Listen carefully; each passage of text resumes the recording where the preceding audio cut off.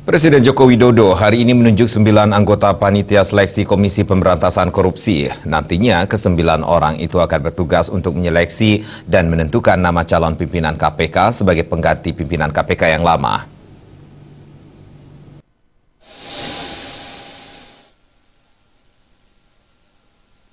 Kesembilan nama tersebut disampaikan Presiden Joko Widodo Kamis pagi sebelum bertolak ke Malang, Jawa Timur untuk melakukan kerja.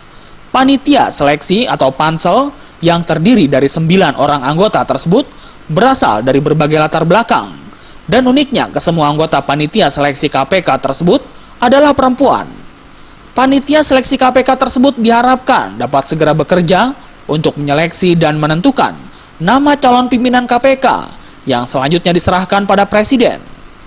Melalui panitia seleksi tersebut, Presiden juga berharap nantinya dalam seleksi tersebut dapat menyeleksi dan menghasilkan pimpinan KPK yang nanti memiliki kemampuan yang lengkap, seperti mampu memperkuat kelembagaan KPK, meningkatkan sinergi KPK dengan lembaga penegak hukum lain, dan dalam rangka membangun sistem pencegahan serta pemberantasan korupsi.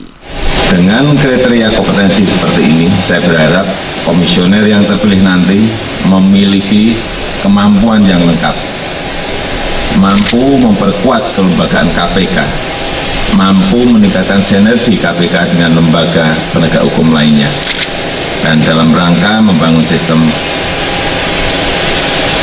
untuk pencegahan dan pemberantasan korupsi.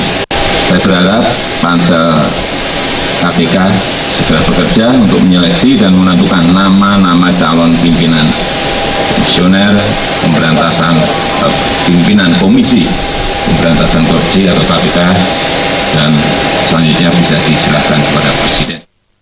Para anggota panitia seleksi tersebut diantaranya Destri Damayanti, seorang ahli keuangan dan moneter, di mana nantinya akan menjabat sebagai ketua sekaligus merangkap anggota.